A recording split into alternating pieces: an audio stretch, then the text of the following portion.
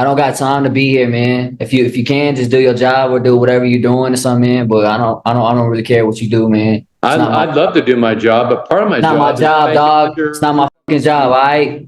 I don't give a fuck what you look like. You know what I'm saying? Your job is adjourned. Today we've got not just one, but two unbelievable courtroom hearings that will leave you speechless. Both cases spiral out of control in ways you rarely see inside a courtroom. First up, we meet a defendant who completely loses their composure, arguing with the judge, raising their voice, and thinking they can act however they please. But as we all know, judges have the authority to maintain order, and when someone pushes the limits, consequences follow quickly. This hearing is a perfect reminder that courtrooms demand respect, and ignoring that rule can backfire fast. So, was the judge too harsh, or did the defendant bring it all on themselves? Stick around and share your thoughts as we break it down. Good afternoon. My name is Walt Weaver. I'm the judge of Potter County Court of Law number 1. I'm going to be hearing your case today. I've reviewed your plea papers, Mr. Rico. It appears to me you're ready to waive all your constitutional rights in exchange for a plea bargain agreement. But you do have an absolute constitutional right to appear in my open courtroom and face your accusers. Or you could also choose not to use that right as well and agree to appear by video. Are you agreeing to appear by video? If I can, man, you can just like figure it out in court and I guess. Are you saying you don't want to do this on video? I'm not trying to be in court hearing and doing stuff on here. I just ain't got time. Mr. Rico, it's real simple. I don't got time to be here, man. If you can, just do your job or do whatever you're doing or something, man. But I don't really care what you do, man. I'd love to do my job, but part of my job. Not my job, dog. It's not my fucking job, all right? I don't give a fuck what you look like. You know what I'm saying? Your job is gay. I'm going to hold you in contempt. Hey, bro, I don't give a fuck what you talking about, man. All right? I don't give a fuck what you talking about, man. Bye. So, dude, get a job. You get Rico, he's better. Well, do we need to preserve this as evidence now since that's resisting? All right, don't delete the YouTube video. That's unfortunate. Hey, Ethan. Keep them coming, man. I apologize, Your Honor. Oh, it's not your fault. That's part of our part and parcel. Boy, he's so little, and look how much people he's got. Could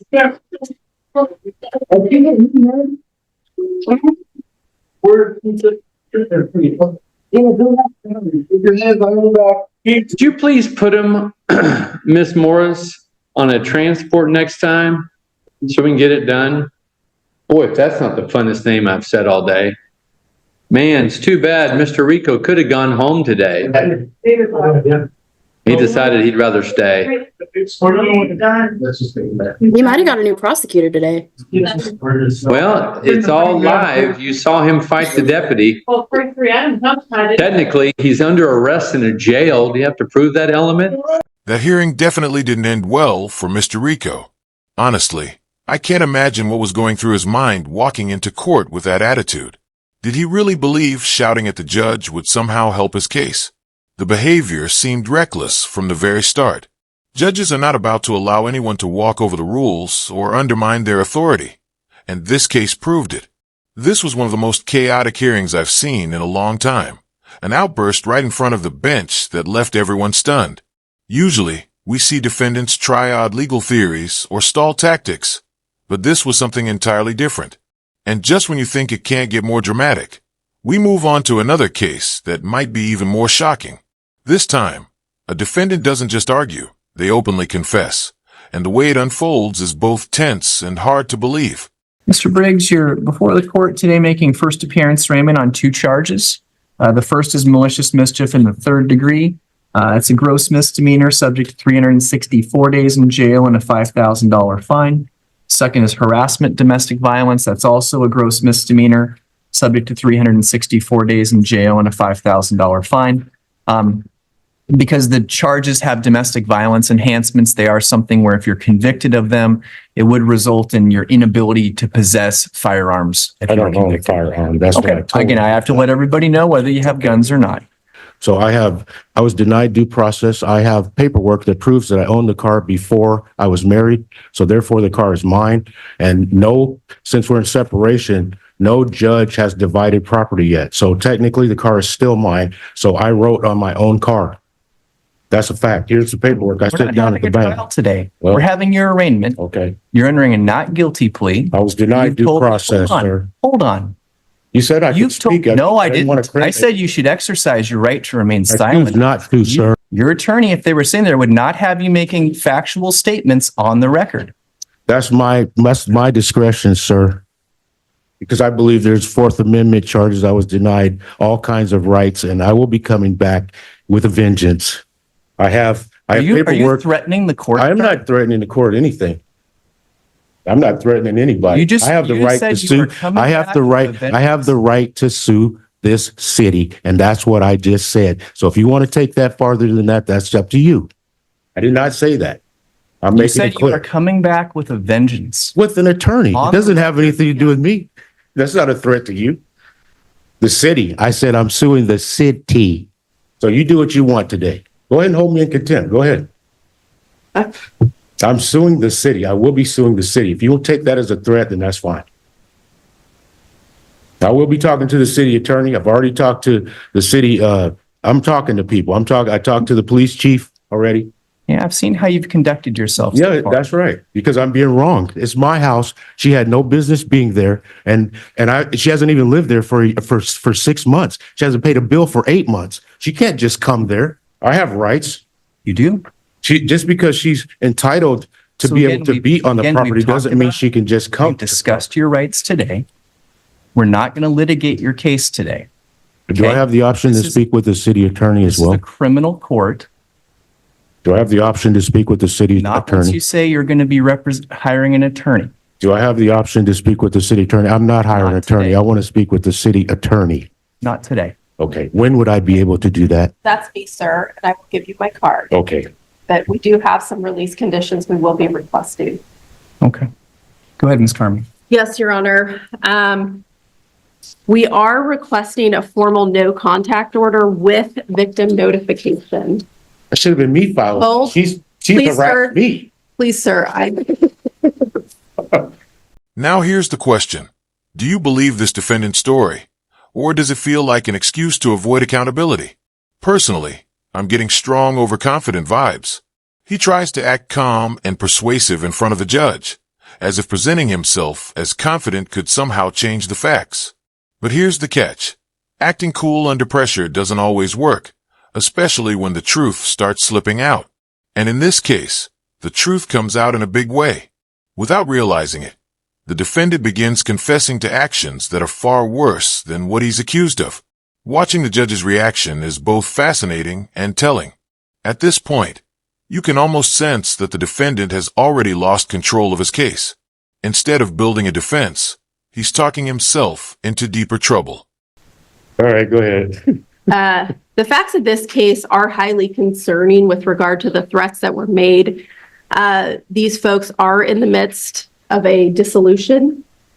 Statistically, through peer-reviewed literature, that is one of the highest risk times for partners who are splitting for domestic Well, what about the violence. time I got punched in the chest 5 times? Nobody did anything about that, and I reported it to the officer. Upon arrest, I told him 2.5 months ago, I've been punched in the chest. I will take a lie detector test for that and pay for it. And I received nothing. The city attorney is making her release recommendation. You need to let her finish. I was denied due process. You guys didn't take my complaint. So you didn't even take my complaint. And then you don't want me to call it racism. You didn't even take my complaint.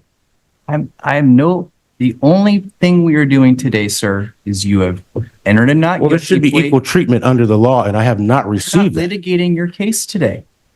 I've already told you that. You've seen every other person come up here. I've entered not guilty pleas. I've set Well, I release want to put this in the record. Can I give this to the attorney so she can follow up on this? This is my proof that the car is mine. I don't go to her. I am at my house. She came to me. I never go to her. So why is the order Please- against me when I don't please even deal with her? Please let the city attorney finish her recommendation. So we're walking on a very fine line right here with your conduct in court today. Okay, I'll stop. Sorry. Thank you. I don't even go to Oregon, sir. I will She lives in add, Oregon. I will add, because Mr. Briggs has brought it up, we are not seeking to remove him from the home that he is residing in.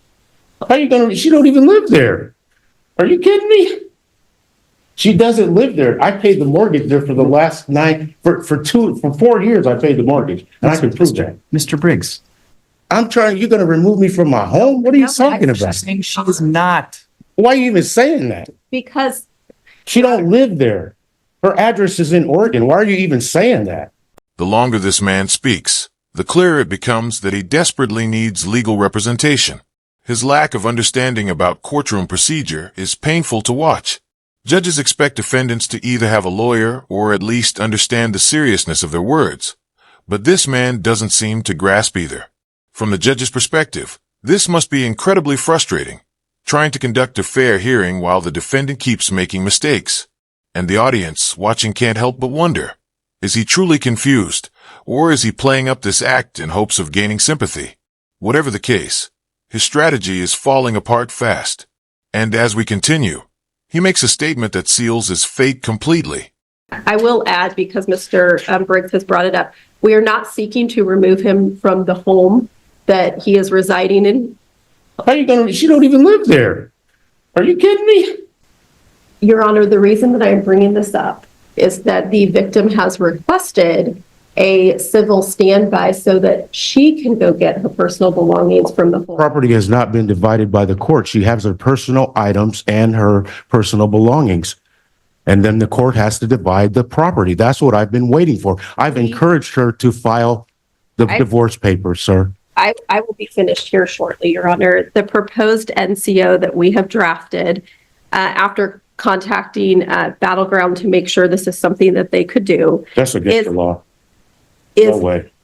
Is that she can call for a civil standby where they would go to Mr. Briggs' home. She has the same 15 to She 20. can't come there and just take whatever she wants out of the home. It hasn't been divided by the divorce court.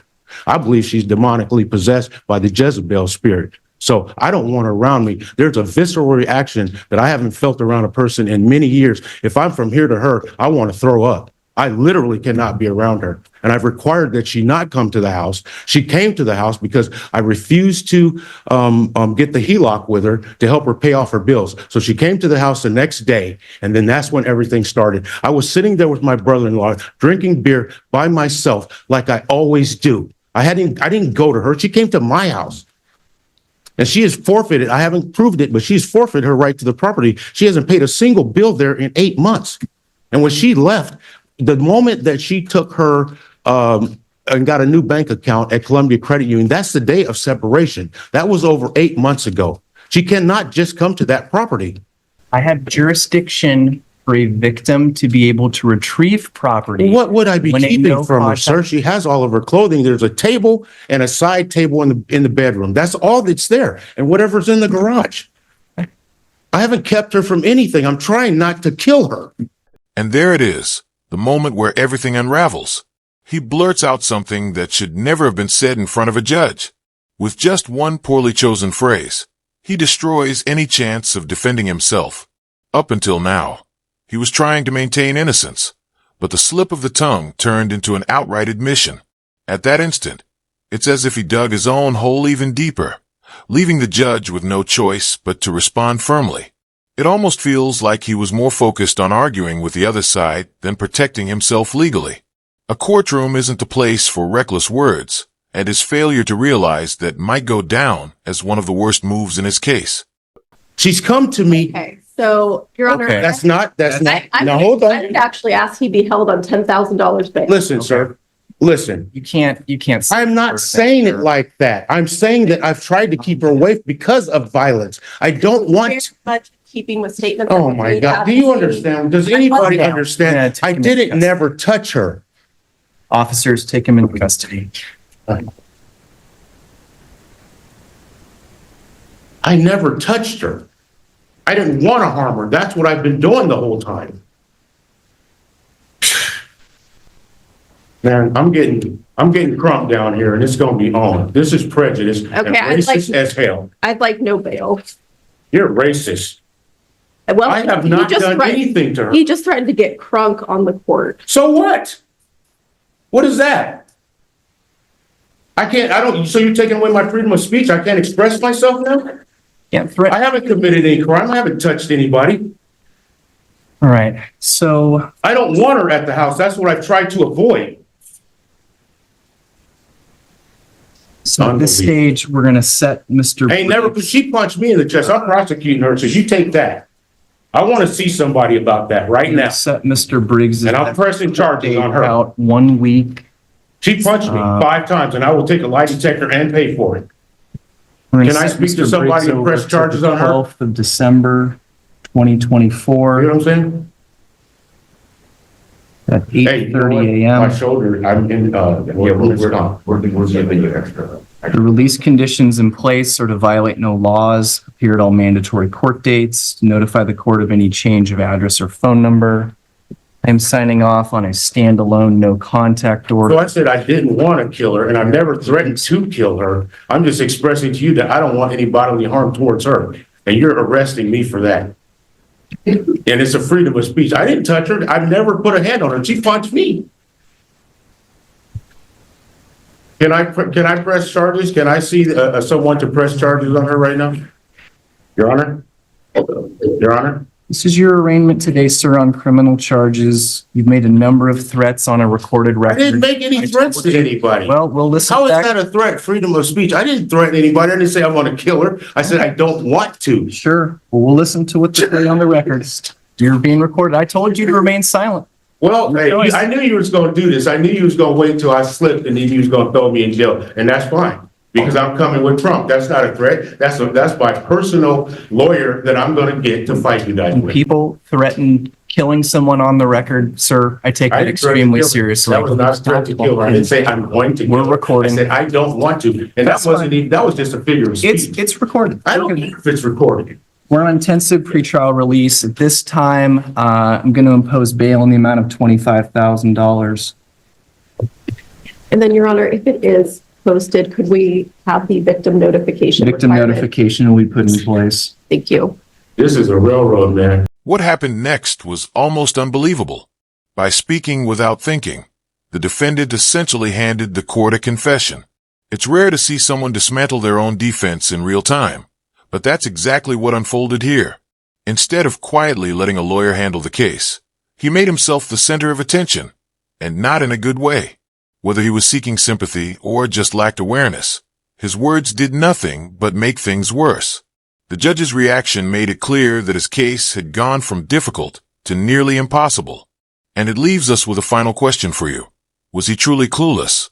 Or was this a deliberate move that backfired? Either way, it's a textbook example of why silence is sometimes the smartest strategy in court. Thank you for tuning in to this breakdown of 2 truly chaotic hearings. If you enjoy seeing real courtroom moments dissected and explained, make sure to follow along for more. These cases remind us just how unpredictable people can be once they're under pressure in front of a judge. Until next time, stay safe, stay smart, and remember, every word matters when you're standing before the bench.